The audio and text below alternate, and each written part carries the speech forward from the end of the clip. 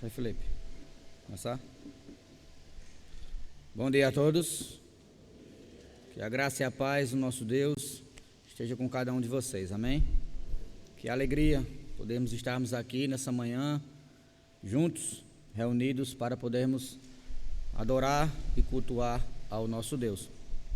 Para nós é um privilégio grande podermos servir a esse Deus maravilhoso, a esse Deus que tem feito grandes coisas nas nossas vidas.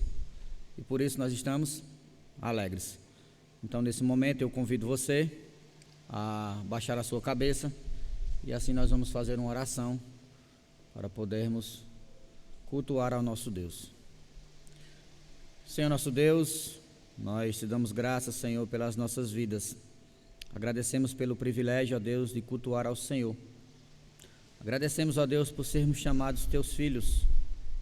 Temos essa certeza porque o Senhor Jesus Cristo pagou o preço por nós naquela cruz.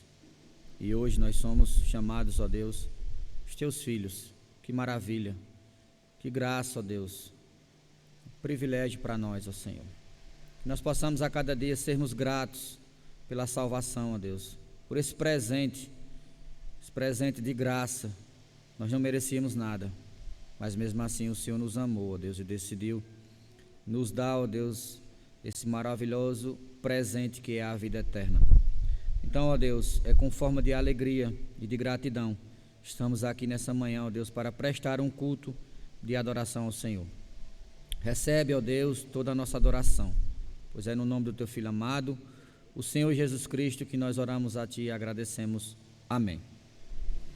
Eu convido o grupo de louvor nesse momento, nós iremos louvar ao nosso Deus.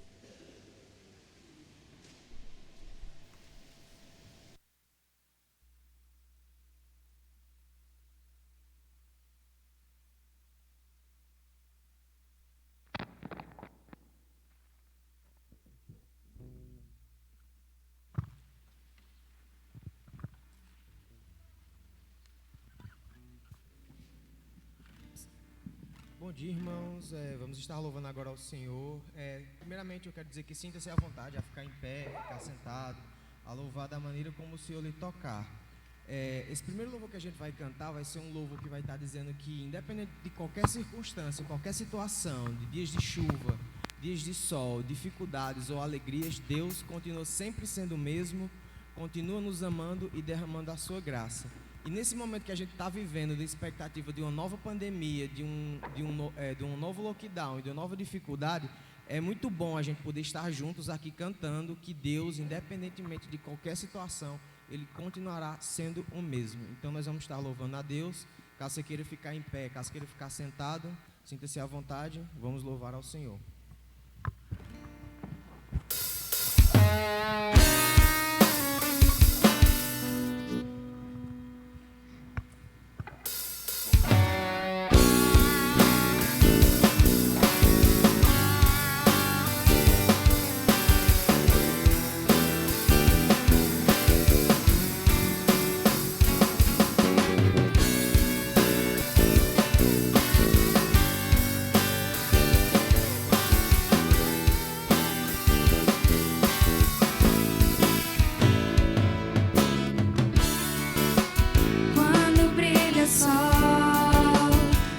A chuva vem quando estou mal, ou então se tudo está bem.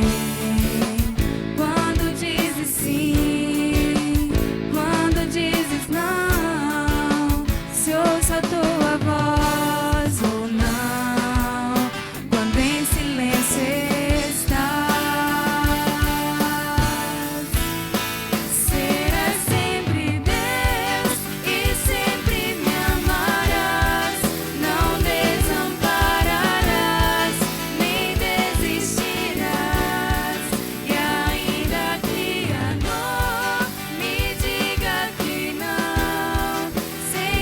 Por amor.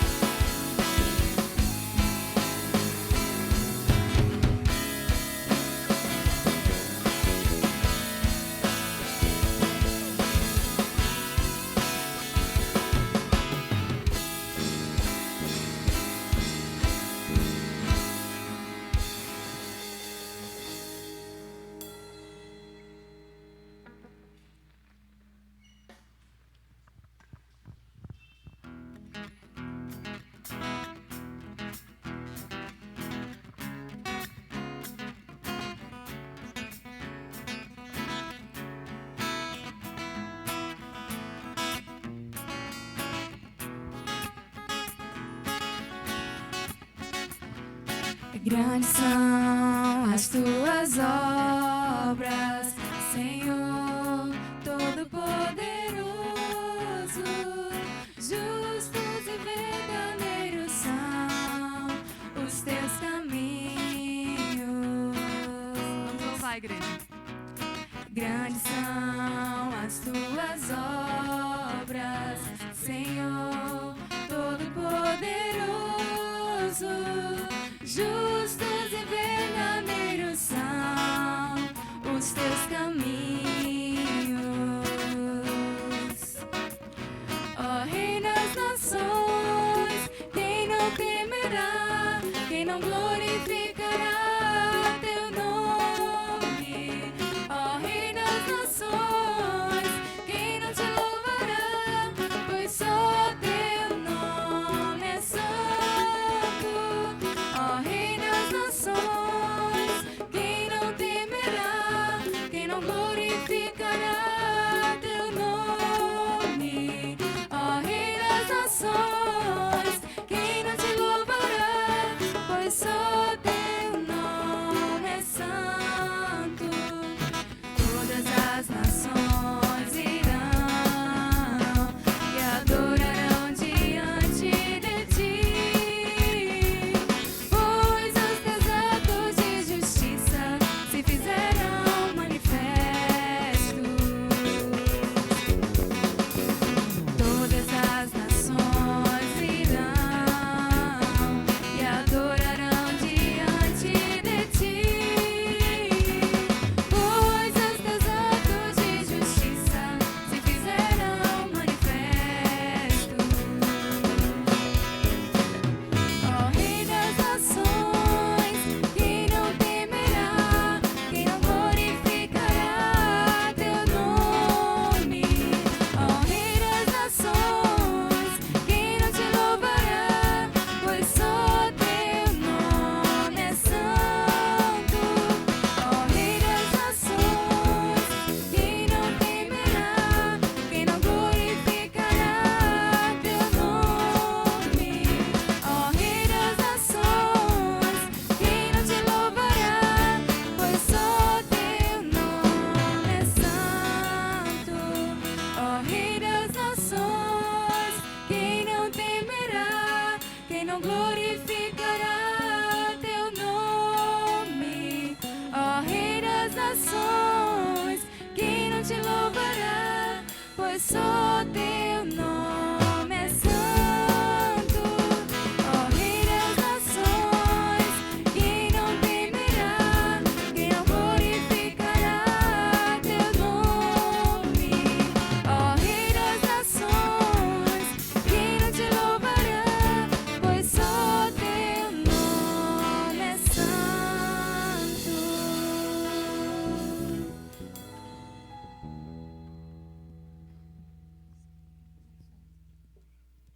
Gostaria de convidar os dois diáconos responsáveis pelo recolhimento dos dízimos e das ofertas.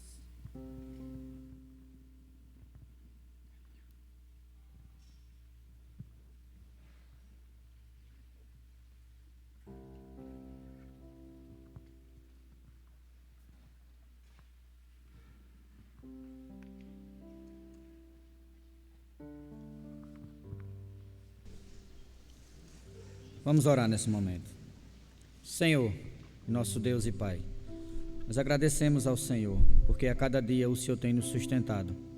A cada dia, ó Deus, o Senhor tem cuidado do teu povo. O Senhor tem derramado bênçãos sobre as nossas vidas.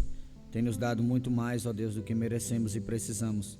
E nós reconhecemos, ó Deus, que tudo isso vem de Ti, ó Deus.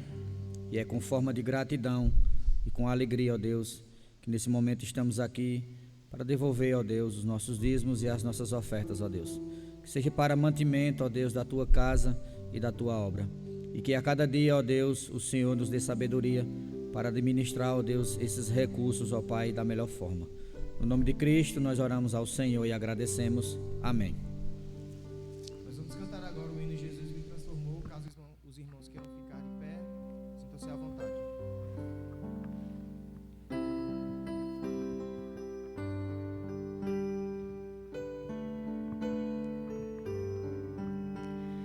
Eu pedi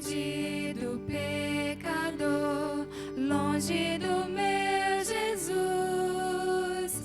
Já me achava sem vigor, a perecer sem luz. Meu estado Cristo viu, dando-me sua mão, e salvar-me conseguiu da perdição. Cristo me amou e me livrou. O seu imenso amor me transformou. Foi seu poder, o seu querer. Sim, Cristo Salvador me transformou. Minha vida, todo ser, quero lhe consagrar. Ao seu lado vou viver, o seu amor cantar.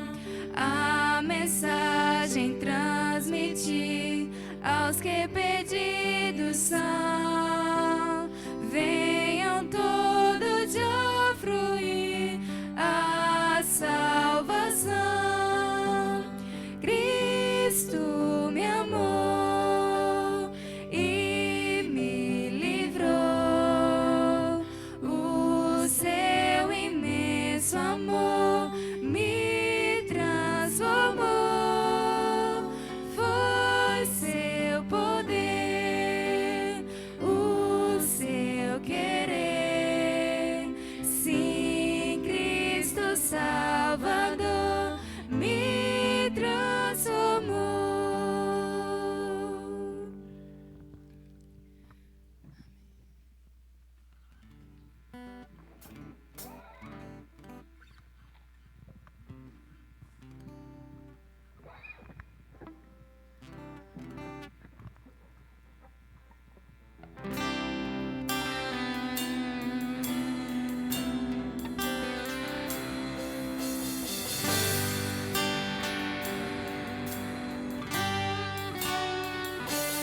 Todo ser que vive, louve o nome do Senhor. Toda criatura se derrame aos seus pés. Ao som da sua voz, o universo se desfaz. Não há outro nome comparado ao grande eu sou.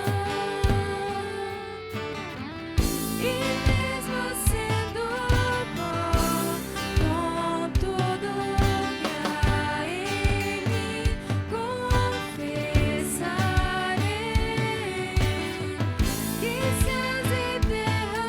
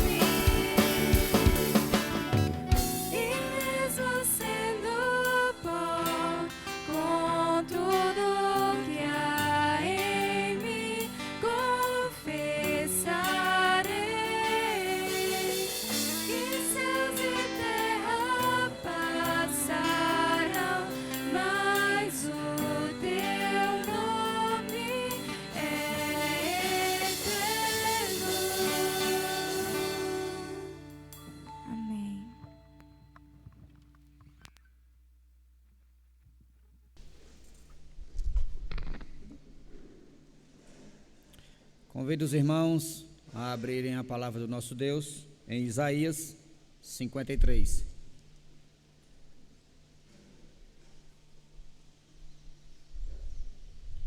Isaías 53.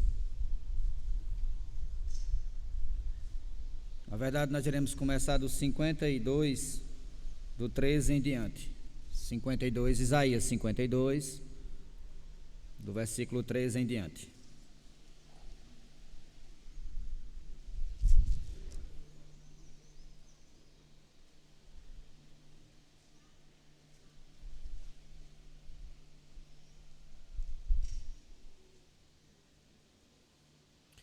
Isaías 52, do versículo 13 em diante, diz assim a palavra do nosso Deus: Eis que o meu servo procederá com prudência, será exaltado e elevado, e será muito sublime. Como pasmaram muitos à vista dele, pois o seu aspecto estava muito desfigurado, mais do que o de outro qualquer, e a sua aparência mais do que a dos outros filhos dos homens. Assim causará admiração às nações, e aos reis fecharão a sua boca por causa dele. Porque aquilo que não lhes foi anunciado, verão, e aquilo que não ouvirão, entenderão. Quem creu em nossa pregação? E a quem foi revelado o braço do Senhor? Porque foi subindo como renovo perante ele, e como raiz de uma terra seca. Não tinha aparência nem formosura. Olhámo-lo, mas nenhuma beleza havia que nos agradasse. Era desprezado e o mais rejeitado entre os homens, homem de dores e que sabe o que é padecer. E como um de que os homens escondem o rosto, era desprezado, e dele não fizemos caso. Certamente ele tomou sobre si as nossas enfermidades, e as nossas dores levou sobre si. E nós o reputávamos por aflito, ferido de Deus e oprimido. Mas ele foi traspassado pelas nossas transgressões e moído pelas nossas iniquidades. O castigo que nos traz a paz estava sobre ele, e pelas suas pisaduras fomos sarados. Todos nós andávamos desgarrados como ovelha, cada um se desviava pelo caminho, mas o Senhor fez cair sobre ele a iniquidade de nós todos. Ele foi oprimido e humilhado, mas não abriu a boca. Como cordeiro foi levado ao matadouro, e como ovelha muda perante os seus tosqueadores, ele não abriu a boca. Por juízo opressor foi arrebatado, e de sua linhagem, quem dela cogitou? Porquanto foi cortado da terra dos viventes, por causa da transgressão do meu povo. Foi ele ferido, designaram-lhe a sepultura com os perversos, mas com o rico esteve na sua morte. Posto que nunca fez injustiça, nem dolo algum se achou em sua boca. Todavia ao Senhor agradou moê-lo, fazendo-o enfermar. Quando der ele a sua alma como oferta pelo pecado, verá a sua posteridade e prolongará os seus dias, e a vontade do Senhor prosperará nas suas mãos. Ele verá o fruto do penoso trabalho de sua alma e ficará satisfeito. O meu servo, o justo, com seu conhecimento, justificará a muitos, porque a iniquidade deles levará sobre si. Por isso, eu lhe dei muitos como a sua parte, e com os poderosos repartirá ele o despojo, porquanto derramou a sua alma na morte. Foi contado com os transgressores, contudo levou sobre si o pecado de muitos, e pelos transgressores intercedeu. O remanescente contrito de Israel lembra que quando a primeira vinda do Messias foi anunciada, poucos creram. Consequentemente, o poder do Salvador, do Senhor, não foi revelado a muitos. O Senhor Jesus cresceu diante dos olhos satisfeitos de Deus como um broto de uma planta exótica neste mundo de pecado, como raiz de uma terra seca. Israel era como solo pouco auspicioso. A nação não viu nenhuma formosura nele, nada em sua aparência atraiu. Homem de dores, nome encantador para o Filho de Deus, que veio em amor resgatar o arruinado pecador. Vergonha, zombaria suportou, Meu lugar condenado assumiu, com seu sangue o meu perdão selou. O remanescente agora sabe e reconhece a verdade acerca de Cristo e confessa. Ele tomou sobre si as nossas dores. E, no entanto, quando o vimos na cruz, pensamos que ele estava sendo castigado por Deus por seus próprios pecados. Pelo contrário, foi por nossas transgressões, por nossas iniquidades, a fim de que nós tivéssemos paz e pudéssemos ser sarados. Na verdade, nós é que andávamos desgarrados e obstinados, e Deus lançou as nossas iniquidades sobre o substituto sem pecado. Enquanto não chega um dia em que o remanescente reconhecerá seu Messias, nós cristãos podemos confessar: foi ferido por nossas transgressões, levou nossos pecados sobre o seu corpo na cruz. Em lugar de nossa culpa, ele nos deu paz. Em lugar da escravidão, nos deu libertação. Pelas suas pisaduras, nossa alma foi sarada. Com os transgressores foi contado. Consideramo-lo abandonado por Deus. Como nosso sacrifício, ele morreu, e a lei assim cumpriu. Nosso pecado sobre ele foi lançado. Andávamos todos desgarrados, longe do aprisco do pastor, mas ele foi nos procurar em montes gélidos e desolados. Para o lar nos conduziu, para o lar do Pai nos conduziu em segurança. Amém? Nesse momento eu convido o pastor Mose, ele irá nos trazer os avisos da semana.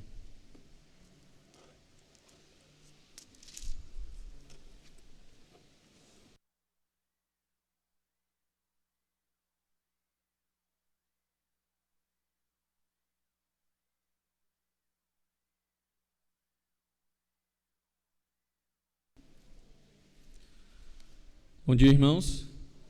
Vamos passar os avisos da semana. Gostaria de pedir a atenção dos irmãos. Na quarta-feira, nós temos culto de oração ao Senhor, iniciando às 19 horas. Será de modo presencial, então convidamos os irmãos a estarem presentes aqui na igreja.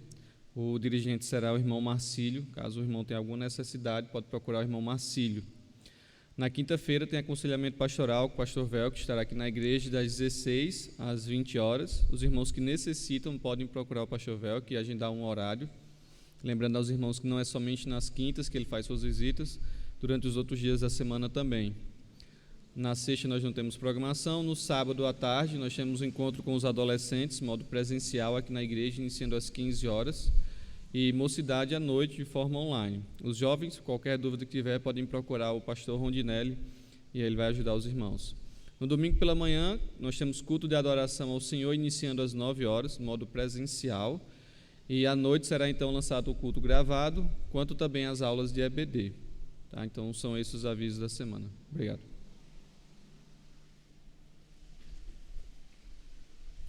Queria só avisar que no final as senhoras terão um momento para fazerem um especial, só lembrando. Nesse momento eu convido o pastor, irá nos trazer a mensagem. Nós possamos nesse momento ficar atento para ouvirmos a palavra do nosso Deus. Vamos orar nesse momento por ele. Senhor nosso Deus, nós estamos aqui, ó Deus, entregando o teu servo, o pastor Velco, em tuas mãos. Pedimos, ó Deus, que possa estar conduzindo ao Pai toda a palavra, possa estar sendo com ele, usando ele como instrumento, como vaso teu, ó Deus, para que ele venha falar aos nossos corações a tua palavra, ó Deus, e que nós possamos entendê-la e colocá-la em prática. No nome de Cristo, nós oramos ao Senhor e agradecemos. Amém.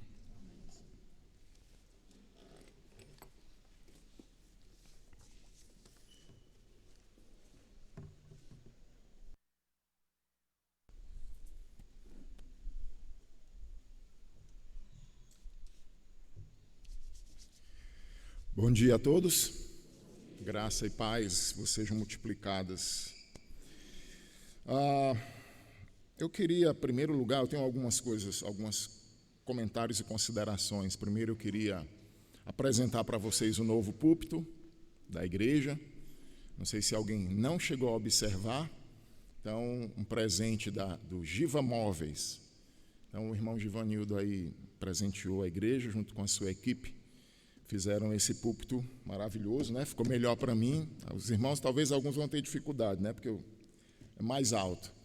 Mas ele vai providenciar também um banquinho aqui, uma tribunazinha para poder aumentar quem não tiver uma altura boa. Então, muito bonito. Foi um presente, tá bom? Um púlpito desse aqui, eu acho que seria uns, sei lá, R$1.000, R$1.500, por aí, né? Muito obrigado e que Deus abençoe a você, sua família e sua empresa. Queria apresentar a Ana Clara. Veio hoje? Ana Clara é irmã de Ana Carla e de Ana Kessia. Ela ouvindo as pregações, assistindo os cultos em casa, sendo evangelizada, né, principalmente por Carla, ela tomou a sua decisão em Cristo Jesus. É um prazer, viu, Ana Clara? Que Deus te abençoe, te fortaleça e te ajude nessa nova caminhada com o Senhor Jesus Cristo. Que você possa sempre andar com Ele, do dia da sua decisão até o fim da sua vida. Tá bom? Queria falar um pouco sobre a EBD. Eu olhei o número de visualizações na EBD e eu vi 22 pessoas assistiram a EBD passada. Então, uma igreja aqui que não está nem toda, né? Porque muita gente não está vindo.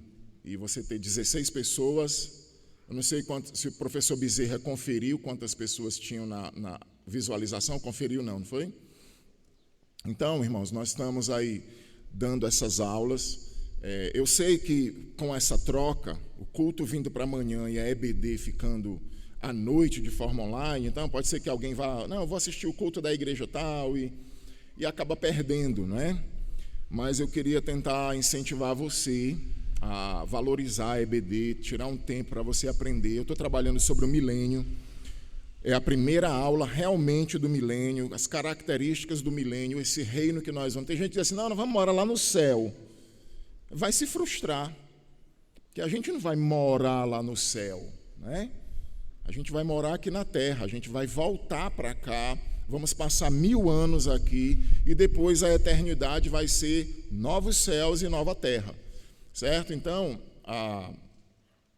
assista para você aprender. O professor Bezerra está trabalhando o tema Entendes o que lês? Às vezes você vai lá para a Bíblia, pensa que está dizendo uma coisa e não está, e ele está ensinando técnicas de como você pode aprender a interpretar melhor a Bíblia. Muita gente por aí, por exemplo, na África, o movimento cristão global, que é nosso, Batista Regular, eles estão investindo aí dinheiro para mandar pessoas lá para a África, para pastores, pregadores, teólogos, só para ensinar aqueles pastores de lá, os pastores, a aprender pelo menos o básico da vida cristã. Uma vez eles me convidaram para ir, acabou que durante aquele ano já tinha acertado a agenda e que eu não fui. Mas eles pagam assim, tipo R$5.000 para o pastor ir, passagem, hospedagem, tudo isso, para o pastor ir daqui do Brasil e ensinar lá os pastores, porque eles não sabem praticamente nada. E a gente tem de graça aqui e não valoriza, certo? Então eu sei que é difícil, porque a gente inverteu os horários, mas eu quero incentivar, mesmo se você não assistir hoje no domingo, então procure assistir durante a semana. Eu coloquei também a aula por escrita lá no WhatsApp, você pode imprimir e preencher assistindo a aula, tá bom? Então, não desperdice. Algumas pessoas já não vêm ao culto de quarta, aí vem para o domingo de manhã, já não assiste a EBD, aí você já está perdendo aí 2 cultos. Aí algumas não vêm para a sociedade, aí 3 cultos na semana. Então, você vai ficando mais fragilizado, vai perdendo a comunhão com os irmãos também. Eu ia falar sobre as senhoras, mas elas vão fazer o especial no final. Vai dar para tocar, o Carlos Filho não veio. Vai dar, né? Pronto, ótimo. Ficou muito lindo, quero parabenizar a diretoria da nossa sociedade, fez um trabalho lindíssimo aí, com aquele tema lá, né? Em relação a priorizar a Deus na vida. É falta de tempo ou realmente é falta de prioridade? Então foi um trabalho lindíssimo, a organização aqui, a forma como foi feita. Então, assim, de parabéns, né, as irmãs que lideram aí, Michele e Gláucia, juntamente com as demais irmãs da diretoria e com a ajuda de todas as senhoras. Então, estão de parabéns, foi uma programação lindíssima, né? Eu tive a oportunidade de ouvir parte do áudio, a Vida coloca lá em casa, ficou escutando novamente. Então, só no primeiro dia, assim que tinha terminado, acho que 3 horas depois já tinha 117, cento e não sei quantas visualizações. Então, parabéns, que Deus abençoe. Foi a primeira, né? E que seja a primeira de muitas. Tá bom? Muito bem, nós vamos então abrir as nossas Bíblias em Colossenses.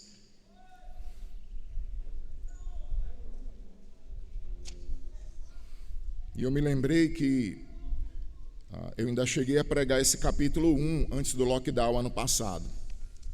Aí preguei o capítulo 1 e houve lockdown. E eu ia acontecer de novo, né? Parece que... Mas eu olhei aqui agora, há pouco tempo eu estava olhando ali o site da Cefaz, e o governador disse que o lockdown que está sendo anunciado aí é mentira, né? Para todo o estado do Ceará. Eu vi agora aqui no site da Cefaz e do Detran. Então, pegaram informações, prints e informações relacionado a isso, aí dizendo que ele vai decretar novo lockdown, vai fechar tudo de novo, né? Então, eu tanto vi no site oficial da Cefaz e do Detran, está lá bem claro, é a primeira notícia que está lá nos 2 sites. Então, eu disse, meu Deus, eu vou pregar Colossenses de novo, vai fechar de novo. Então, eu não vou mais pregar Colossenses para não fechar mais, né? Muito bem, então nós vamos hoje trabalhar apenas esse prefácio, esse prólogo, essa saudação do apóstolo Paulo. Identidade é algo muito importante. Identidade é algo extremamente importante para uma pessoa. Quando você vai, por exemplo, num centro de medicina, numa faculdade, você vai ver muitos corpos de pessoas lá colocadas dentro de tanques com formol. Aí você pergunta, quem são essas pessoas? Quem são as pessoas que têm coragem de entregar entes queridos para serem abertos, para ficarem sendo estudados por outras pessoas? E a resposta lá do médico, do responsável, é que aquelas pessoas são indigentes. Elas morrem, elas passam tempo, elas não têm identidade, ninguém sabe quem é, ninguém procura, fica tantos anos esperando ali, depois de um determinado tempo, os corpos são liberados então para ficarem lá. Então, simplesmente por falta de uma identidade.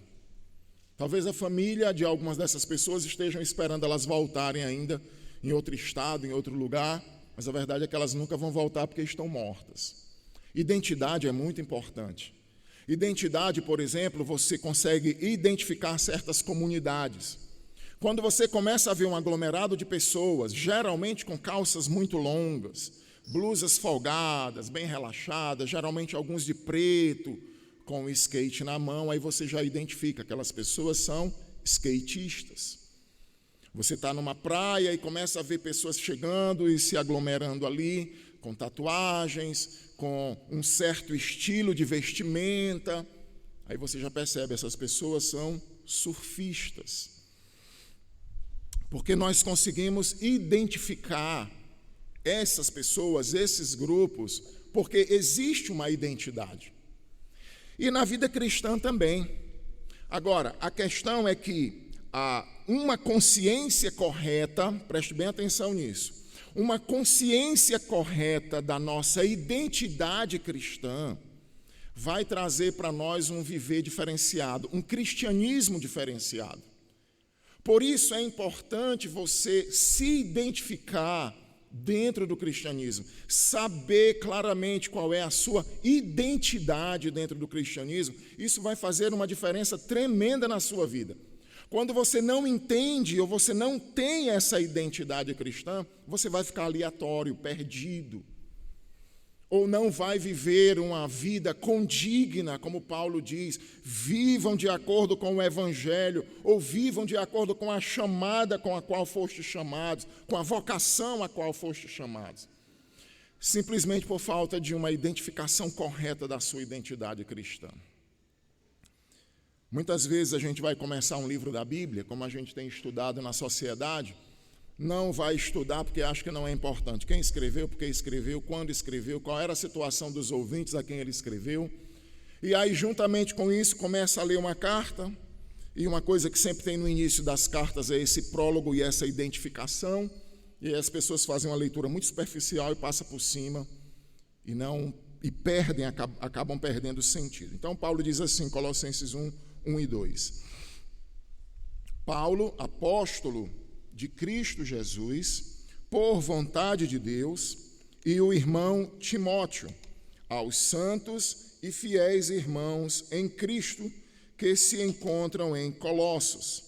Graça e paz a vós outros, da parte de Deus, nosso Pai. Nós vamos trabalhar apenas esse texto hoje, e nós vamos orar ao Senhor. Ó Pai querido, nesse momento, nós estamos aqui mais uma vez reunidos por Tua graça, tendo a oportunidade de nos encontrar, de nos fortalecermos, nos estimularmos ao amor e às boas obras. Eu quero entregar essa pregação nas Tuas mãos, quero suplicar ao Senhor que o Senhor Jesus seja conhecido nesta pregação, como nas demais, que Ele seja exaltado e que nós possamos, como propósito, Senhor, meu propósito nessa pregação é que os irmãos conheçam a sua identidade, quem são de fato, possam relembrar aqueles que já sabem, aqueles que não sabem possam entender qual é o seu papel, qual é a sua posição e que implicações isso traz para a sua vida. Eu entrego a Ti, a igreja, entrego a minha vida, que nós possamos, Senhor, louvar o Teu nome sempre e viver para a Tua honra e glória. No nome de Jesus, amém. Amém. Falando de identidade, a primeira identidade que nós vamos ver aqui é a do apóstolo Paulo. Então, como a gente já viu aí na introdução que foi feita, a gente viu toda a introdução, o apóstolo Paulo não é o fundador da igreja. Então, aquela igreja não conhecia o apóstolo Paulo. Então, ele precisava apresentar as suas credenciais como apóstolo. Aquelas pessoas não viram, Paulo não pregou o evangelho lá. Então, Paulo, apóstolo de Jesus Cristo por vontade de Deus. Então, aqui Paulo, ele se identifica como um apóstolo de Jesus Cristo. Então, Paulo, a igreja em Colossos não conhecia Paulo. Alguém poderia dizer assim, quem é esse cara? Nunca veio aqui, não sabe nem quem nós somos, e fica se intrometendo, mesmo que seja para ajudar a nossa igreja. Quem é ele? Que quer passar por cima do nosso pastor Epáfras. Então, o apóstolo Paulo, ele se identifica na carta, como ele faz algumas vezes, apesar de ser um pouco diferente da igreja em Corinto. A igreja em Corinto, o apóstolo Paulo foi o fundador, pregou o evangelho, lançou a base da igreja, mas aqueles irmãos não o reconheciam como sendo seu pastor, seu apóstolo, porque superapóstolos ou falsos apóstolos, como Paulo usa de forma irônica, superapóstolos ou hiperapostolon, esses falsos apóstolos diziam que Paulo era mentiroso, que Paulo era um falso apóstolo. E eles dão uma série de provas que Paulo vai combatendo no decorrer da carta. Esse não era o problema aqui. Ninguém estava chamando Paulo de mentiroso, um enganador, um homem sem palavras. Mas Paulo precisava então se identificar como sendo um apóstolo de Jesus Cristo. Então, havia um sentido para apóstolo nas Escrituras. Havia um termo mais geral que eram, por exemplo, você vai ver Barnabé e alguns outros que não faziam parte dos 12 e nem Paulo, que eram chamados de apóstolo. Então era um nome mais genérico. Mas havia um termo específico para apóstolos que tinha um sentido diferenciado, como esse que Paulo utiliza aqui. E aí nós encontramos então Paulo sendo apresentado com esse nome oficial, o apóstolo, alguém que é enviado. E esse sentido é de alguém que viu Cristo, que foi comissionado pelo próprio Cristo. Haviam muitos apóstolos que foram comissionados posteriormente pelos apóstolos ou por igrejas, mas haviam aqueles 11 que andaram com o Senhor e que o Senhor mesmo os enviou diretamente. E havia o apóstolo Paulo, que também teve um encontro com o Senhor, e ele o comissionou diretamente a pregar e a cuidar da igreja no meio dos gentios. A nomeação desse apostolado foi dada pelo próprio Cristo, quando ele diz, por vontade de Deus. Paulo não tomou, Paulo não usurpou esse título. Ele vai mostrar para eles, olha, eu tenho esse título, eu tenho esse cargo, eu exerço essa função, não é porque eu decidi fazer isso.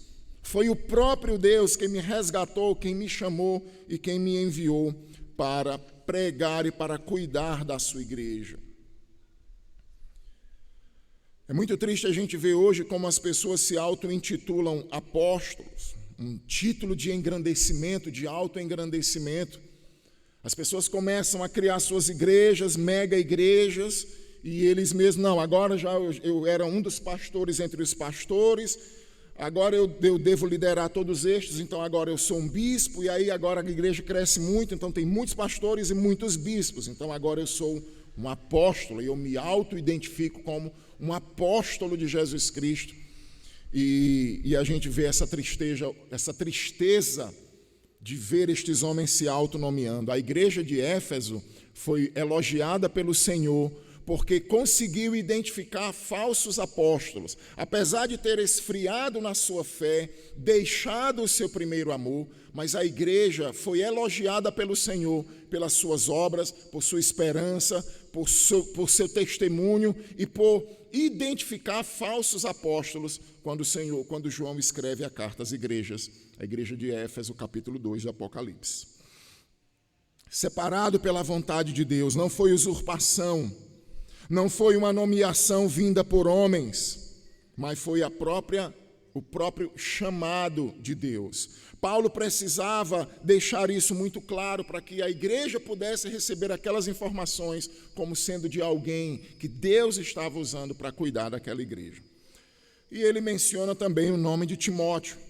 Então, ele chama, e o irmão Timóteo. É interessante porque o apóstolo Paulo, em muitas das suas cartas, o apóstolo Paulo apresenta uma humildade tremenda.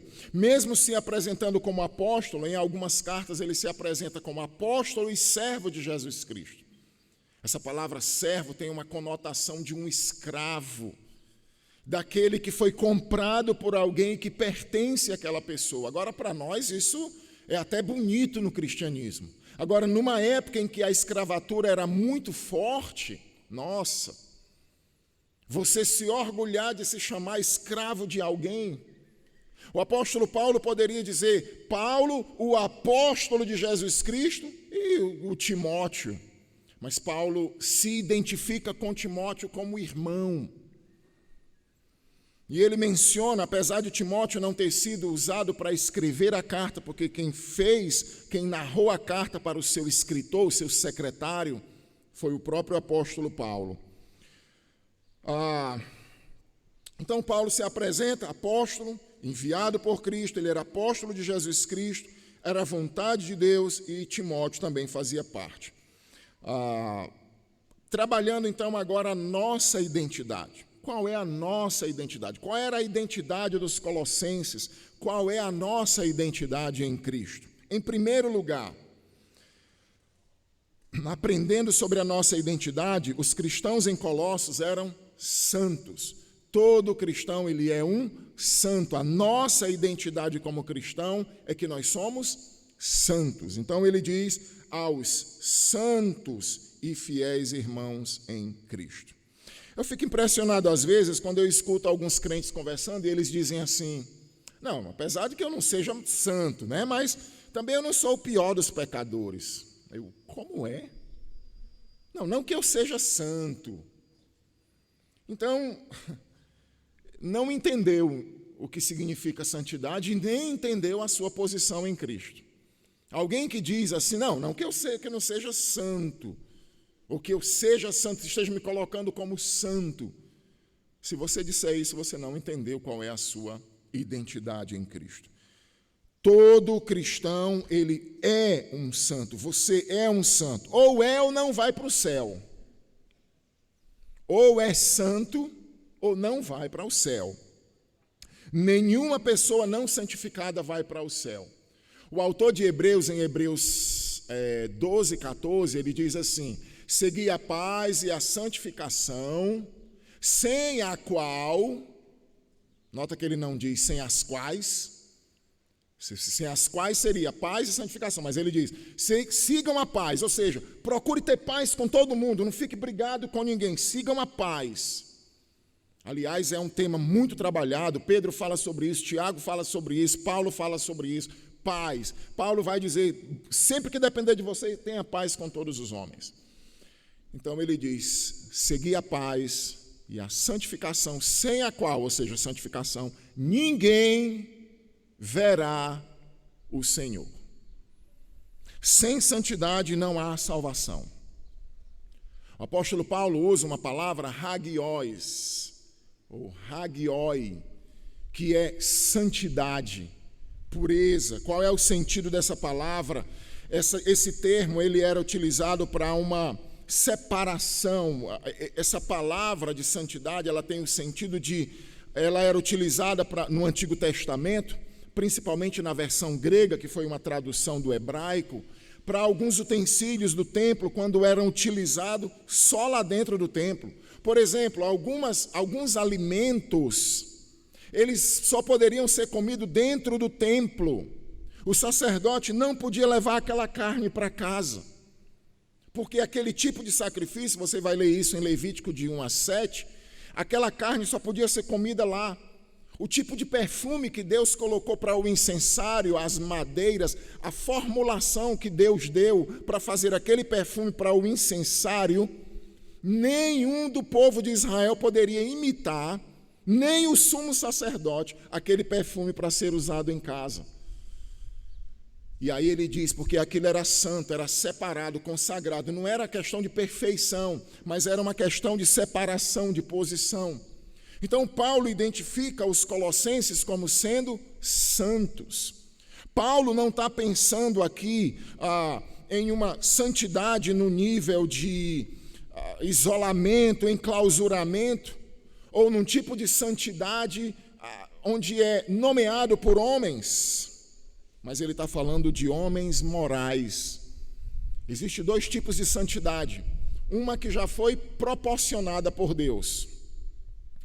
Quando alguém se converte, é regenerado pelo Espírito Santo, e ela entende o Evangelho e vem a se converter, no momento da conversão dela, nesse pacote que o Espírito Santo promove a regeneração, porque ninguém vai aceitar o Evangelho como a Clara entendeu o Evangelho. Por que ela entendeu? Porque o Espírito capacitou, regenerando-a, convencendo-a. Mas no momento em que alguém aceita o Evangelho, Deus o separa para si. Isso é chamado de santificação posicional. É alguém que foi separado, que pertence a Deus, é propriedade de Deus. Pelo fato de pertencer exclusivamente a Deus, então isso é santo. É o santo posicional. Por isso que se alguém disser, não que eu seja santo, então você é santo. Talvez soe estranho para alguém de fora ouvir isso. Não, eu sou santo. Pronto, você é o santinho do pau oco, né, que é a expressão que se costuma dizer. Mas é santo de fato. E existe a santificação progressiva, na qual Deus, em sua soberania, conjuntamente com o homem, vão trabalhando essa santificação. O apóstolo Paulo, o apóstolo Pedro, eles vão dizer, trabalhai. Paulo vai dizer, desenvolvei a vossa salvação, a vossa santificação. É importante entender isso. O propósito de Paulo aqui, logo no início, ele tem um objetivo com essa carta. E o propósito de Paulo aqui é tirar aquela ideia dos irmãos com essas heresias de que a santidade é identificada, por exemplo, com o ascetismo, e que confunde muito. Você encontra uma pessoa que não come certos alimentos porque ele é um tipo de ascético, ou asceta, que diz que a carne é má, que eu não posso cuidar bem do meu corpo, que eu tenho que viver uma pobreza, uma miséria, eu não posso satisfazer os luxos da minha carne. Aí você olha e diz, nossa, como eu queria ser espiritual como essa pessoa. Ritualismos. Nossa, fulano não come carne de porco, fulano não bebe Coca-Cola, fulano não faz isso, ele cumpre os rituais, olha, ele guarda o sábado. Aí você olha, que espiritualidade. Paulo não está ensinando isso. O ascetismo parece ser uma coisa bonita. Os ritualismos parecem ser uma coisa bonita. Festas, ordenanças são falsos sinais de cristianismo, que têm aparência de humildade. Tem aparência, parece bonito, é louvável aos homens, mas não tem valor nenhum contra a sensualidade. Não resolve o problema. O que Paulo está dizendo é que vocês são santos. Isso sim identifica o cristão, uma vida moral correta. Nem todos os santos são necessariamente maduros. Nem todos são. Você vai encontrar crente de todo jeito, muito crente criança, muito crente infantil, muito crente imaturo, vai encontrar. Então, nem todos os crentes estão no mesmo nível de maturidade, mas todos os crentes são santos. Ou são ou não são. Não existe um crente pouco santificado posicionalmente, porque quando ele foi separado para o próprio Deus. Agora, essa santidade envolve um viver diferenciado. Eu já trabalhei aqui, acho que em 1 Pedro, quando a gente estudou a carta de 1 Pedro, quando Pedro vai dizer... Sejam santos como o Senhor nosso Deus é santo. E ele vai trabalhar pegando um termo do Antigo Testamento. Sempre que Deus falava de santidade no Antigo Testamento, tinha a ver com algum tipo de procedimento diferenciado dos outros povos. Levítico 11. Aqueles alimentos que podiam comer e não podiam comer. Quando chega no versículo 44, Deus diz, portanto sejam santos porque eu sou santo. Portanto o quê? Essa lista de alimentos que não pode, não coma. Essa lista de alimentos que pode, coma. E fazendo isso você vai ser santo. Então, uma vida sexual diferente, vida alimentar diferente, vida de adoração diferente. Quando você vai encontrar, não vos voltareis para os médiuns, nem para os necromantes, não andareis com agoreiros, nem com fuxiqueiros. Sejam santos, comportamento social diferente. Isso era a santidade. Então a santidade exige esses dois aspectos. A santidade posicional, ninguém vê, não tem uma auréola na cabeça que mostra, nossa, olha, fulano é santo. Não tem. A santidade posicional, Deus separou você, tirou você do império das trevas e colocou no reino dele. Mas tem a santidade progressiva. É aquela que as pessoas vão olhar e vão ver essa transformação na sua vida. Os colossenses são santos. Os membros da Igreja Esperança, os salvos na Igreja Esperança, são santos. O apóstolo Paulo utiliza esse termo no capítulo 1, verso 4. Dê uma olhadinha na sua Bíblia. 1:4. Desde que ouvimos falar da vossa fé em Cristo Jesus e do amor que tendes para com todos os santos. Alguém pode pegar esse versículo e dizer, mas rapaz, ó, os crentes ainda dizem que não tem santo. Os crentes não acreditam em santo. Está aqui, ó, os colossenses têm amor por todos os santos. São Sebastião, Santo Antônio, São José, são todos os santos. Não, o que Paulo está dizendo é que os colossenses evidenciavam amor por todos os salvos vivos. No verso 12, dando graças ao Pai que vos fez idôneo a parte que vos cabe da herança dos santos na luz. Ou seja, existe uma herança para os salvos na eternidade. E Paulo está dizendo que Deus nos capacitou para receber essa herança. Herança dos santos. Colossenses 1:22, agora, porém, vos reconciliou no corpo de sua carne, mediante a sua morte, para apresentar-vos perante ele, santos, inculpáveis e irrepreensíveis. Irmãos, essa santidade nos dá algo incrível que muita gente não percebe. Muitos crentes ainda se olham diante de Deus cheio de culpa.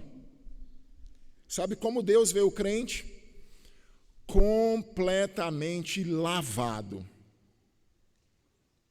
Quando Deus olha para mim, quando Deus olha para você que é santo, separado, Deus não vê a culpabilidade mais sobre nós.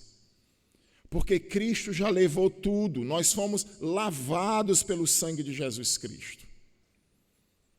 Paulo está dizendo que, nesse verso, que a morte de Cristo trouxe reconciliação. Nós éramos inimigos, mas a morte dele nos aproximou novamente, reconciliou por meio de sua morte. E ele vai nos apresentar santos, pertencentes a Deus, inculpáveis, não há nenhuma culpa, e irrepreensíveis. É interessante que quando Paulo escreve uma de suas cartas, ele vai dizer, eu acho que é Filipenses, quando ele vai dizer que nós devemos viver uma vida irrepreensível. Não é impecável. É aquela de que as pessoas olham para você e elas não têm do que lhe acusar. Falando em santidade, um dos temas hoje do milênio, que a gente vai ver as características do milênio, é santidade. Hoje nós vamos ver o estudo lá, vai falar que vai ser um reino de paz, um reino de justiça, um reino de santidade, um reino de conhecimento pleno de Deus. Todo mundo no milênio vai conhecer Deus. Todos. E vai ser um reino de santidade. Não vai ter esse estilo de vida que existe hoje, não vai ter lá. Primeiro por causa dos salvos que vão estar lá, regenerados, e também aquelas pessoas lá de Mateus 25, os benditos do Pai que vão entrar com corpos normais, sem uma transformação, elas entram no reino, e até elas não vão pecar, e vai ser um reino de plena santidade. No verso 1, 26, ele fala do mistério que esteve oculto dos séculos e das gerações, agora, todavia, se manifestou aos seus santos. Tudo aquilo que no Antigo Testamento era mistério, era oculto, foi revelado para os salvos do Novo Testamento. Colossenses 3,12, revesti-vos, pois, como eleitos de Deus, eleitos, santos e amados. Essa santidade indica uma participação nas virtudes natural ou da natureza moral de Deus. Amor, justiça, bondade. Nós precisamos entender isso. Nós somos santos, pertencemos a Deus. É isso que Deus diz para o povo de Israel. Vocês são minha propriedade particular. Vocês são santos. Deus pegou aquilo e separou para ele. Santidade posicional. Mas Deus está trabalhando na minha vida e Ele quer que, através da sua palavra, a minha mente seja transformada e eu possa viver de acordo com essa posição em que eu vivo, santo. Uma segunda identidade dos cristãos é que eles são fiéis. Paulo vai dizer, aos santos e fiéis irmãos em Cristo. Essa palavra fiéis aqui, o termo que é utilizado, o termo grego, ela tem dois sentidos. A pistós, ela significa alguém que é crente, alguém que tem fé e alguém que é confiável. Alguém que tem fé e alguém que é confiável. Pode ser que Paulo tenha a ideia dos dois sentidos.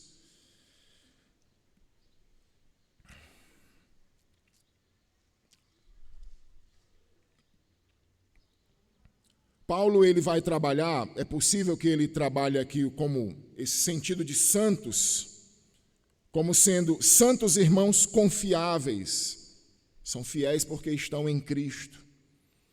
Então, qual é o sentido aqui? São fiéis em Cristo, depositaram a sua fé em Cristo, mas também devem ser pessoas confiáveis. Alguns estudiosos e teólogos adotam a expressão como sendo santos adjetival. Então, eles são fiéis porque são santos.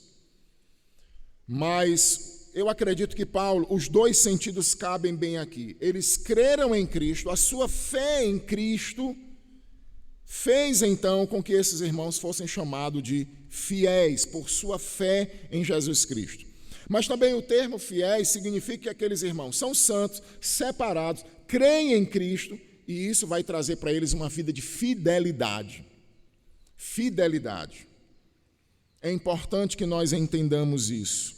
Se nós entendermos essa identidade, a nossa vida, a nossa forma de falar, a nossa forma de agir vai ser diferenciada. Os cristãos têm que ser fiéis. É muito triste quando a gente vê relatos, não é, de pessoas que são crentes. É claro que a gente sabe que não há perfeição, mas alguns crentes se deixam levar e aí acabam vivendo uma vida completamente fora do padrão. É claro que Paulo escreveu a alguns cristãos e ele vai dizer, andem de forma digna do evangelho. Eles andavam de forma diferente, foi preciso Paulo escrever e dizer, andem assim agora. O nosso estudo sexta-feira lá com os homens foi em Efésios 4.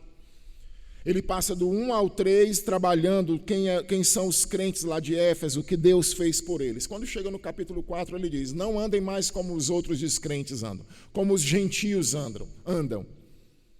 Eles andam dessa forma porque eles não conhecem a Deus, têm o coração duro, são insensíveis. Então vocês não roubem mais. Você roubava, não roube mais. Seja fiel. Trabalhe, vá trabalhar e com o dinheiro que você ganha, ajude a pessoas necessitadas. Cuidado com a gritaria, cuidado com a ira, cuidado com a cólera. Cuidado com a ira. Fique irado, mas não peque, não vá lá revidar, resolver o problema. Cuidado para que essa ira não demore muito tempo. Não mintam mais uns aos outros, visto que somos membros uns dos outros. Então você nota fidelidade, uma mudança de vida, fidelidade de vida. Então os cristãos são santos, são separados, estão vivendo uma santificação progressiva, eles precisam ter um viver diferente e os cristãos são fiéis. Fiéis porque creem em Cristo, por causa de sua fé em Cristo, e são fiéis porque são dignos de confiança, vivem uma vida de fidelidade. Em terceiro lugar, a nossa identidade, os cristãos também são irmãos. Aos santos e fiéis irmãos em Cristo. A palavra que ele usa aqui, a palavra adelphos, irmão, uma irmandade. Então, Paulo escrevendo aos Colossos, ele diz, o irmão Timóteo e a vocês que também são irmãos, traz a ideia aqui de família. Se são irmãos, pertencem a uma mesma família. É verdade que num âmbito assim bem geral, bem genérico, todo mundo é irmão. Porque Deus é o criador de Adão e Adão e Eva criou todo mundo. Então, nesse sentido, todo mundo é irmão, irmão de raça. Mas a verdade é que existe uma irmandade muito mais profunda do que essa, que é a irmandade em Cristo. João vai dizer lá que Jesus, João 1,11, veio para o que eram os seus e os seus não receberam. Mas todos quanto o receberam, deu-lhes o poder de serem feitos filhos de Deus, a saber os que creem no seu nome.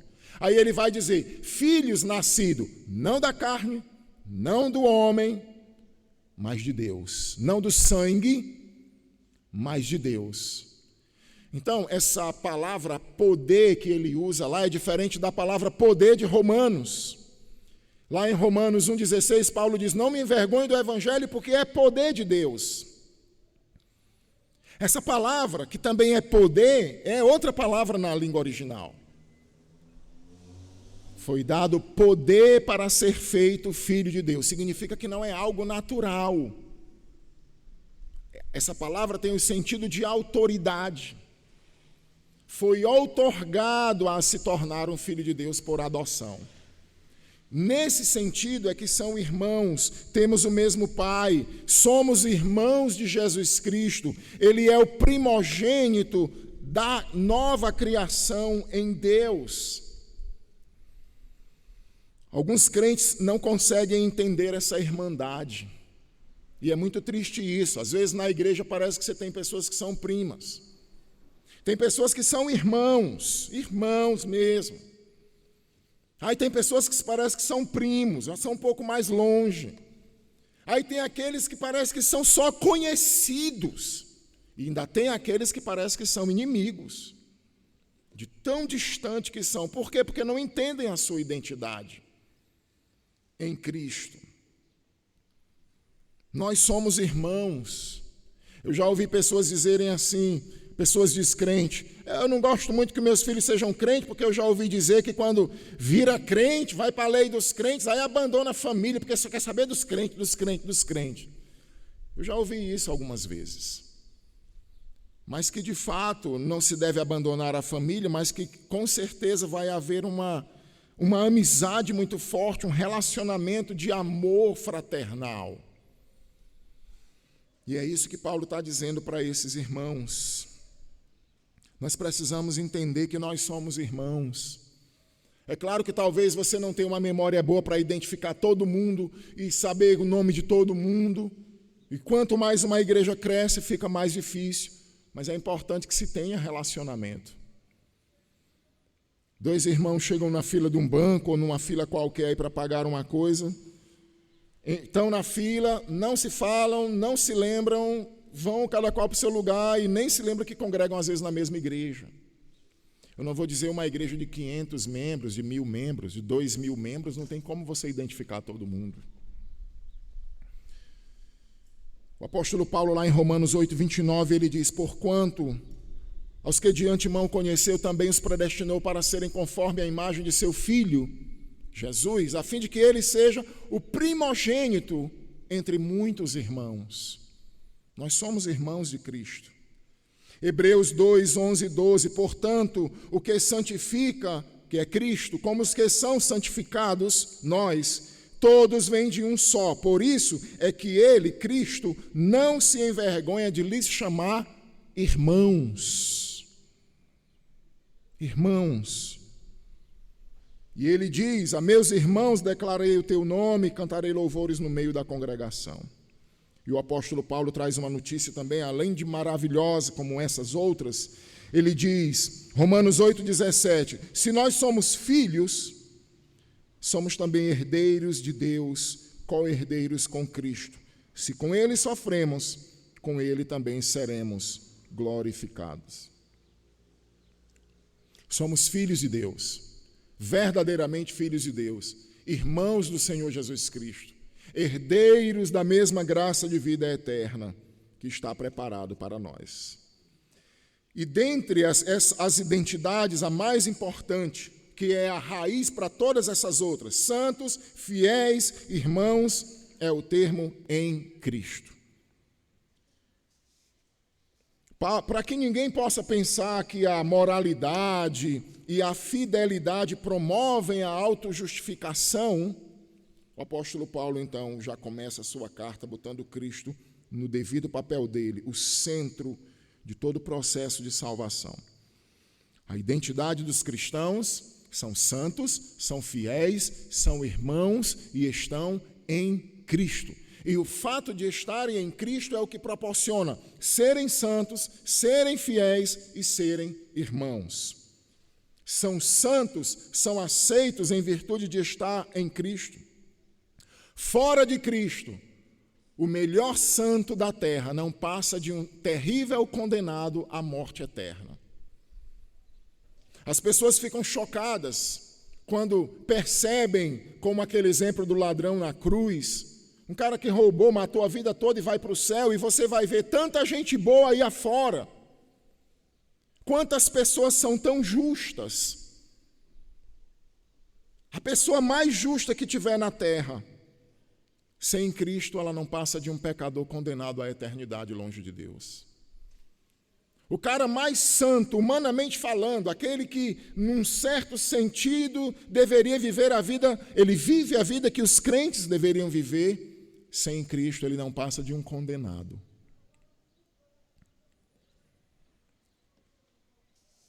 Você vai encontrar no céu um monte de pessoas más, cruéis, malignas, que se arrependeram,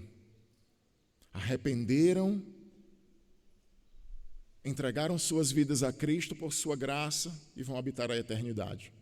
E você vai ver um monte de pessoas aí fora que são justas no seu proceder, que são honestas, que são fiéis nas coisas que fazem, e vão ficar afastados de Deus eternamente por não estarem em Cristo. Os cristãos são cristãos porque estão em Cristo. Esse termo é tão essencial nas cartas, nas 13 cartas de Paulo, que ela aparece 164 vezes esse termo, em Cristo. Fora, por Ele, nele, por meio dele. A ideia aqui é de comunhão em Cristo. A ideia de comunhão, de uma união com Cristo. A gente só pode ser salvo porque, primeiro, Jesus veio numa forma corpórea, numa forma de homem perfeito. Se Jesus simplesmente tivesse se transformado no homem, como ele veio muitas vezes no Antigo Testamento, ele jamais poderia nos substituir lá na cruz. Então ele entra na raça humana, nasce na barriga de Maria e passa por todo o desenvolvimento de um ser humano completo e perfeito. Aí sim, Deus pode lançar sobre ele a culpa dos demais, porque nessa humanidade ele recebe então a nossa culpa. E ele só pode receber por causa dessa união que acontece entre o cristão e o seu Senhor. Essa união foi lida semana passada, ela é relatada em Romanos 6. O pastor Rondinelli leu o texto lá, onde ele vai falar da nossa semelhança com Cristo na morte pelo batismo.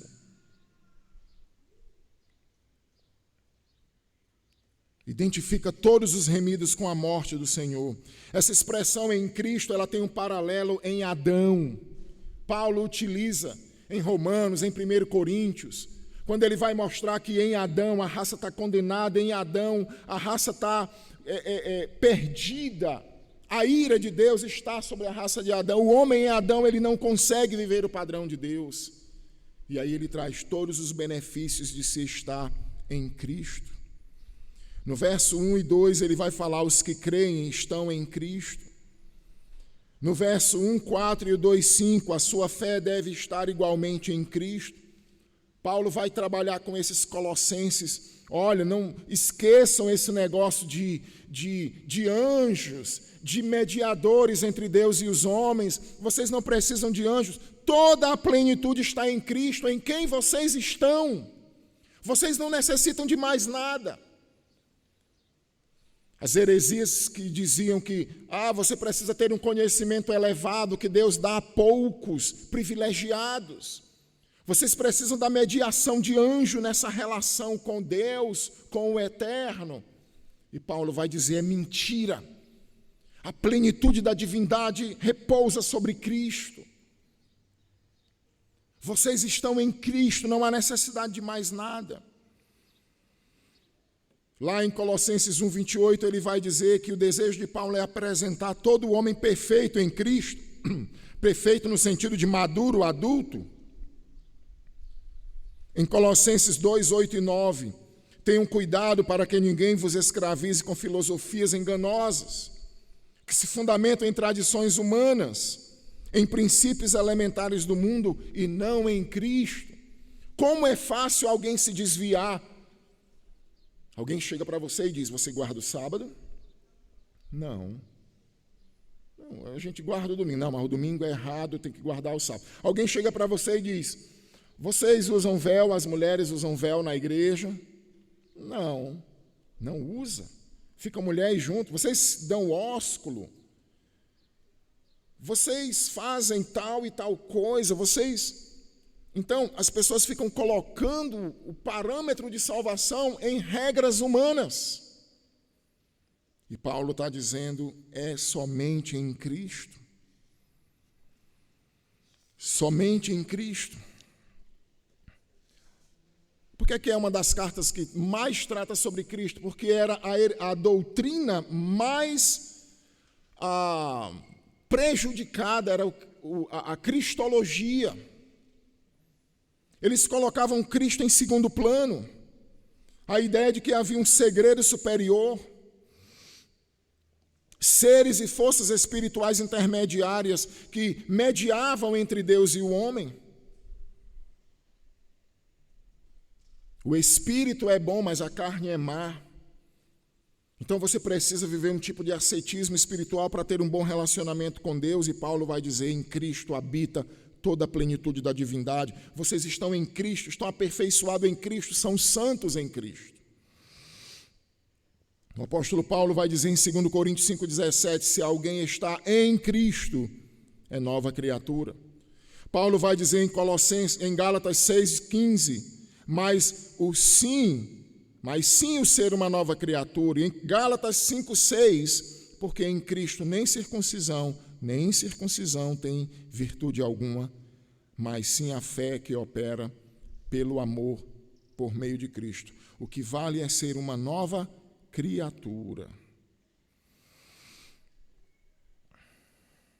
Nós só podemos orar a Deus porque Cristo abriu o acesso para nós. Eu estou dizendo isso porque muitas vezes a gente vai se acostumando com o cristianismo, com a vida cristã, e a gente pode chegar até a presença de Deus e achar que agora, porque eu sou crente, que eu melhorei, minha vida está melhor, eu tenho um padrão completamente diferenciado do que eu vivia antes, e eu posso me achegar a Deus pelos meus próprios méritos. Eu acho lindo Daniel quando ele está orando, e ele fala acho que é o Daniel 9, e ele fala do corar de vergonha. Não é colar não, é corar. Sabe quando você fica vermelho, você fica com vergonha e o sangue é bombeado para o seu rosto, para o cérebro, para a parte superior, e o seu rosto fica vermelho. Corar de vergonha. O contrário disso é quando você toma um susto e o seu corpo libera uma explosão de adrenalina e o sangue vai circular nos órgãos mais importantes, músculos, olhos, cérebro, seu rosto fica pálido, porque é tirado o sangue daqui, não tem necessidade de sangue no rosto, o rosto não vai agir numa necessidade. E Daniel fala de um corar de vergonha, e ele diz: Senhor, apresenta essa oração diante de Ti, não fiado em nossa própria justiça. Daniel entendia isso, mas nas Tuas misericórdias. A gente só pode orar e chegar diante da presença de Deus por causa de Cristo.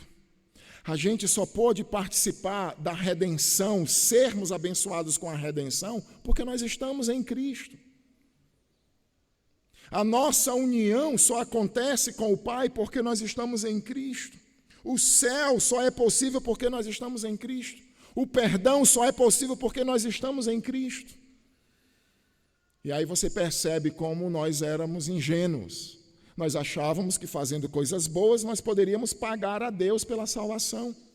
Nós achávamos que procurando a igreja certa nós podíamos resolver o nosso problema. Achávamos que deixando de beber, de fumar e ter uma mudança de vida e parando de ir para a festa, nós resolvíamos o nosso problema com Deus. Mas o problema só é resolvido em Cristo Jesus. Aí tem o final aqui, é graça e paz, eu não vou me deter muito nisso. O termo graça geralmente era um termo que volta para o favor de Deus, a bênção de Deus, era muito comum naquela época, eram termos utilizados até por filósofos e outras pessoas. Paulo então traz esse termo lá de fora e usa com uma nova roupagem, a graça abençoadora de Deus, graça e paz. A paz era o termo que o judeu utilizava, shalom, né? Então, a paz, Paulo traz essa nova conotação de paz, essa reconciliação, essa nova posição do crente com Deus, antes estava em pecado. Então, graça e paz era uma saudação bem comum do apóstolo Paulo em todas as suas cartas. Aplicações para nós. Qual a importância dessa identidade? Irmãos, nós somos santos. Isso deve trazer uma mudança nas nossas vidas, uma autoavaliação nas nossas vidas. Pegando a aplicação, ou a passagem de 1 Pedro 1,16, do 13 ao 16, quando ele vai dizer que vocês não vivam mais segundo as paixões dos homens, mas segundo a vontade de Deus, porque está escrito, sejam santos porque eu sou santo. É a vontade de Deus que nós tenhamos uma vida de santidade.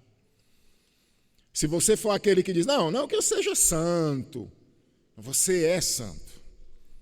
Você já foi separado, é propriedade de Deus, pertence a Deus, mas é importante que você viva uma vida condigna com essa santidade. A injustiça não faz parte disso. Uma vida de injustiça, uma vida de infidelidade, não faz parte disso.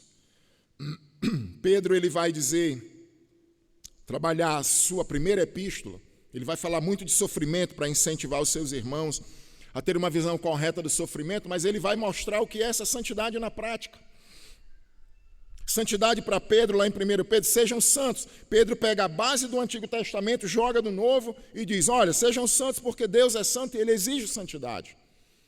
Aí ele vai dizer, sejam santos na sociedade. Honrem o rei. O seu testemunho no meio dos descrentes seja de tal forma que naquilo que eles falam mal de vocês como de malfeitores, glorifiquem a Deus vendo as suas obras. Sejam santos. Você que trabalha, que tem um patrão ruim, seja submisso a ele. Peraí, Pedro, mas só se ele for bom, né? Não, é o mal também. Porque você foi chamado para isso, Cristo deu o exemplo. Então seja santo lá no seu trabalho. Mas também seja santo em casa, esposas se submetam a seus maridos. Respeite, honre seu marido, ele é o cabeça do seu lar. Mesmo que ele não seja aquele marido perfeito, mas se sujeite a ele, porque é a vontade de Deus. Marido, ame, honre a sua esposa, porque ela é herdeira da mesma graça de vida. Isso é santidade. Nós precisamos ser santos, porque Deus é santo. Cada dia nós precisamos orar a Deus pedindo essa santidade nas nossas vidas. Santidade no falar, santidade no agir, santidade no pensar. A gente fica com aquela ideia, não, todo mundo peca, então eu sou só mais um pecador. Se você pensar assim, se o padrão for esse, todo mundo peca. Um dia desse eu vi o pastor fazendo isso, o diácono fez aquilo, então todo mundo peca. Se o parâmetro for esse aqui, não for, sejam santos, porque eu sou santo e eu quero que vocês sejam santos, você nunca vai viver a santidade. Segundo lugar, a fidelidade, que está bem relacionado com isso. Fidelidade deve fazer parte da nossa vida. Nós precisamos ser fiéis a Cristo e fiéis uns com os outros. E por falar em fidelidade, um dos aspectos de fidelidade é a conversão e a salvação. O pistós tem a ver com aquele que crê em Cristo, aquele que deposita a sua fé em Cristo. Se há alguém aqui que não é salvo, não há salvação sem fé em Cristo. Você precisa se arrepender dos seus pecados, você precisa glorificar a Deus, render-se ao Senhor Jesus Cristo, reconhecer a sua culpabilidade diante de Deus e entender, somente em Cristo eu vou conseguir. Mas também nós precisamos ser fiéis. E para essa fidelidade nós precisamos mudar a nossa mente, como Paulo fala em Romanos 12.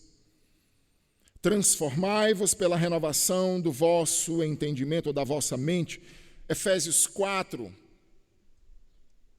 ele vai falar sobre isso, se eu não me engano, no versículo 17, 18, 19, quando ele vai dizer, despojai-vos do velho homem. Aí ele vai dizer, portanto, transformai-vos na renovação do vosso entendimento, aí revesti-vos do novo homem. Para ter fidelidade é preciso ter uma mudança na mente, sendo trabalhada pelo Espírito de Deus, pela palavra de Deus no nosso coração. Fidelidade. Fidelidade no casamento, fidelidade nos negócios, fidelidade nos contratos, fidelidade nas relações. Mas também nós precisamos valorizar a nossa irmandade. Às vezes as pessoas dizem assim, a igreja tem panelinhas. Toda igreja tem isso. Toda igreja, o pessoal, tem panelinha dentro da igreja. As pessoas não se juntam e ainda ficam dizendo que tem panelinha dentro da igreja. A igreja deve ser cheia de panelinhas. As panelinhas só não podem ser exclusivistas. Mas a igreja tem que ser cheia de panelinhas. E quanto maior a igreja, mais panelinhas tem que ter dentro da igreja. Porque não tem como 1000 pessoas desenvolverem relacionamento como se fosse uma igrejinha familiar. Agora, quando você não se encaixa em nenhuma das panelinhas, aí precisa saber se o problema é seu ou é da panela. Nós precisamos valorizar a nossa irmandade. A gente sabe que tudo é graça. Jesus, ele tinha... Eu já falei isso aqui outras vezes. Eu fico imaginando como é que Mateus, o outro Judas, o próprio Judas Iscariotes, como é que Tomé, os 9 ficavam lá e toda a vida Jesus, vem cá Pedro, Tiago, João, vamos ali comigo. Aí levava. Eu fico imaginando, a Bíblia nem fala sobre isso, mas eu fico imaginando, rapaz, Jesus só chama esses 3, o que é esse negócio que ele tem com eles? Que panela é essa de Jesus com esses 3? Né? Vai orar, vai para o monte da... Eu imagino os 3 contando o relato do monte da transfiguração. Vocês não têm ideia quem a gente acabou de ver agora. Quem foi? Herodes? Não, Pilatos? Quem foi que vocês viram? Moisés e Elias. Estão ficando doido.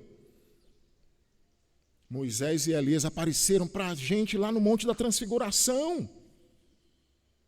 E aí, ciúmes. Porque Jesus só chamava Pedro, Tiago e João para orar. Lá no Getsêmani, Pedro, Tiago e João, leva para orar. Fiquem aqui, eu vou orar ali. Orem comigo. Nós precisamos desenvolver a nossa irmandade. Eu sei que tem todo tipo de pessoas dentro da igreja que foram salvas. Tem gente que tem pessimismo, tem gente que é depressivo, tem gente que tem fobias, tem gente que tem aversão à aglomeração, gente. Eu sei que essas coisas ainda nos afetam. Aí tem gente que não gosta de muita amizade, tem gente, todo tipo de coisa. Mas independente disso, nós precisamos valorizar a nossa irmandade. Pior ainda é quando o crente fala mal da sua própria igreja e dos seus próprios irmãos. Se for crente, aí derruba a igreja, detona a igreja, fala mal da igreja. São irmãos em Cristo, faz parte de um corpo cujo Cristo é o cabeça. Quando eu falo mal da igreja, dos meus irmãos, eu estou falando mal da cabeça. Não tem como separar. Paulo perseguia a igreja e Jesus chega para ele e diz, Saulo, por que você está me perseguindo? Não, Senhor, eu estou perseguindo esse bocado de gente aqui da igreja. Pois é, eu sou o cabeça deles. Eles são o corpo, eu sou a cabeça. Valorize a sua irmandade em Cristo. Você vai passar a eternidade com eles. Se seu pai não é crente, sua mãe, seus irmãos, você não vai passar a eternidade com sua família, não. Você vai passar a eternidade com esse bando de pecadores imperfeitos que estão aqui. Por último, nós precisamos conhecer Cristo cada vez mais. Cada vez mais, conhecer Cristo, exaltá-los, acharmos motivos para exaltar a Cristo, engrandecê-lo em nossos corações. Eu fico muito triste quando eu vejo a pobreza que é no coração de muitos crentes, ou na mente, no conhecimento de muitos crentes, a pessoa de Jesus Cristo. Como eu falei semana passada, dá uma folha de papel ofício, enche essa folha de Cristo, sobre Cristo. Talvez eles vão escrever 3 palavras ou só uma, Ele é tudo.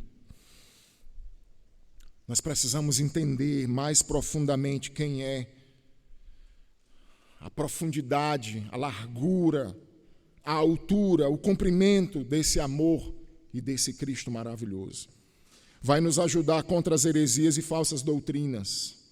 Vai nos ajudar na nossa adoração. Quando a gente entende quem é Cristo, a nossa adoração se torna mais completa, mais consciente. A gente canta louvores aqui e muitas vezes tem palavras ou conceitos teológicos que a gente canta e não sabe nem o que é que está falando, porque não conhece. Nos ajuda no nosso conceito de salvação. Algumas vezes a gente é iludido achando que, não, eu estou fazendo as coisas tudo errado e eu acho que eu não sou um salvo. Realmente a salvação é esse caminho mesmo, né? Não é aí, não é por esse caminho.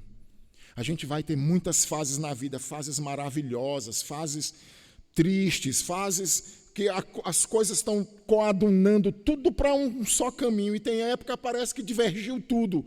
Meu Deus, o que está acontecendo na minha vida? Eu não entendo muitas vezes, mas a minha mente, ela me leva a entender o seguinte: eu não estou entendendo nada, mas eu sei que a minha salvação não é baseada em nada disso que eu estou vivendo, é somente na pessoa de Cristo. Cristo já sabia de tudo isso quando Ele me salvou. Não entendo, não sei. Para mim parece que eu tinha que chegar ali e eu estou aqui. Mas eu sei que eu vou chegar lá porque é em Cristo que eu estou. Então nós precisamos entender isso nas nossas vidas. E essa carta, ela vai trazer essa exaltação específica para colocar Cristo lá no lugar dele e combater todo tipo de filosofia, de rituais, de intercessores falsos, e colocando Cristo no centro, porque o Pai decidiu convergir nele todas as coisas nos céus e na terra. E o Pai decidiu entregar para ele todas as coisas como herdeiro de tudo que existe nos céus e na terra, nesta e na outra geração, e tempo, né, e eternidade. Então, que Deus nos abençoe, que Deus possa ser misericordioso conosco, e através desse conhecimento de que nós somos santos, de que nós somos fiéis, de que nós somos irmãos, e tudo isso porque nós estamos em Cristo, nós possamos viver uma vida diferenciada do mundo para a glória do nosso Senhor. Vou convidar as senhoras a virem aqui à frente, o grupo de louvor, enquanto eu oro, encerrando essa mensagem. Pai querido, eu quero te louvar e engrandecer o teu nome por Jesus Cristo. A Ele seja dado toda a honra, toda a glória. Nele, por meio dele, nós honramos ao Senhor e louvamos o teu santo nome. Queremos pedir ao Senhor que nos ajude, Deus, que não faça com que essa mensagem seja esquecida quando nós passarmos por esse portão, mas que a gente possa ter uma mudança nas nossas vidas, mudar aquilo que a gente detecta que não faz parte de um santo, aquilo que a gente detecta que não é fiel nas nossas vidas.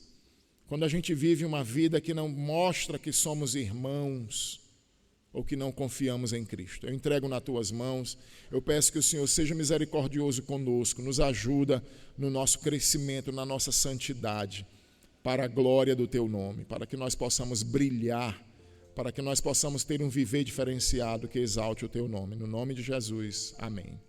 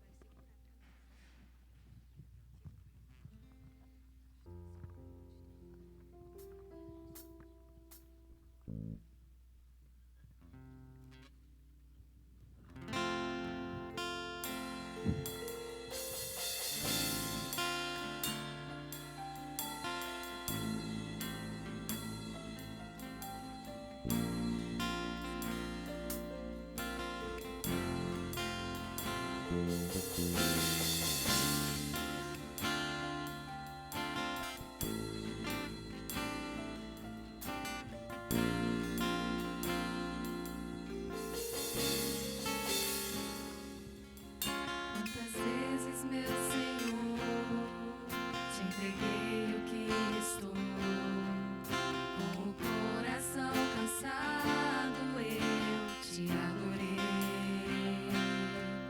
com a vida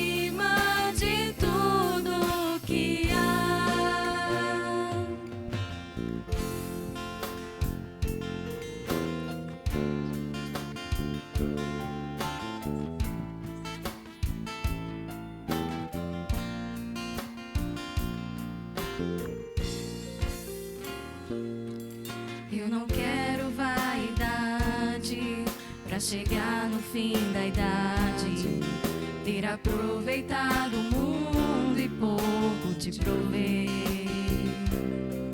Quero perfumar o céu na fragrância do louvor. Quero revelar em minhas palavras o teu sabor.